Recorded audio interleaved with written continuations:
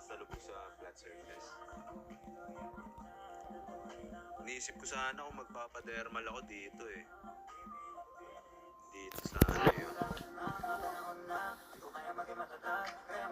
19 kuya, sound trip ko na kayo nung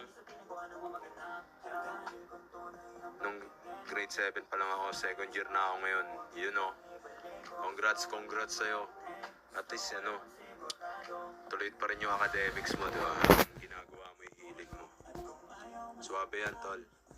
Yaparit ng song namin, trap siya. Bago ba yan? Gusto ko yung mga Gusto ko yung mga bagong tawag dito, mga kakaragis na ayokong mag-check ng mga 7 years ago, 5 years ago. Gusto siguro mga 2 years ago yun. Pinasagad natin yun. You like BTS? Konti lang. Pero rin, kumbaga wala naman akong pinipiling genre eh. Pagdating sa music, lahat naman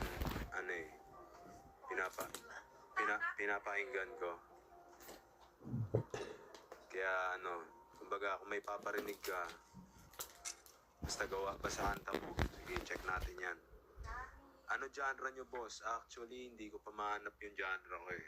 Pero sa grupo namin, kami, R&B, hip-hop, more on R&B, and sa mga latest releases namin, no, almost, Miami-based ang pinaka-genre. Pero syempre, dahil Christmas ngayon, naglabas kami ng Christmas song para sa inyo. Yup, Chick Dermalia bagay sa'yo. Visit mo shop namin, FB page, CC Barber and Tattoo.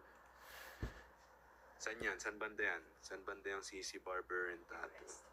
Mamaya, wala yan sa Pinas ha. Hi Kuya Ras, what up Jing? Nababalansa naman kuya ang ACADS at music, passion eh. Yan, ganun dapat. Basta huwag mo na papabayaan din yung ACADS mo. Mahalaga din yan. Para hindi ka rin pagalitan ng magulang mo, diba? Dalagang Pilipina, yes sir. Kaboom by Central B. 2 years ago pa lang to ya. Sure yan ha. Kaboom, Central B. Kapatid ni Central C to ha. Oo nga, 2 years ago. Sige, check natin to. May R&B soul. Sa almost, marami. Marami kami R&B soul. Meron pa kaming mga ballad eh. Mga soul, ano pa ba? Madami, halos lahat ng genre na banata namin eh. Meron din kami punk rock yan. Ilan taon ka na, Ras? Hulaan mo, Kuya Dex, ilan taon na ako? Noted, Kuya, yon. Para sa'yo, Enrico, ang comment ko lang yan, maganda yung song mo. Tuloy mo lang yung ganung banatan. Tingin ko, naman eh, fit sa'yo yung ganung ganung genre. Basta lang, stay on your lane lang, huwag ka lang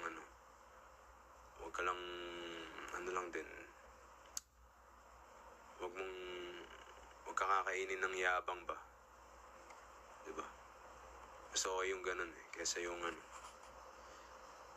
may marami kang tinatapakan, diba? Pagkano cup mo yan, regalo lang to sa akin. Regalo sa akin ng GF ko.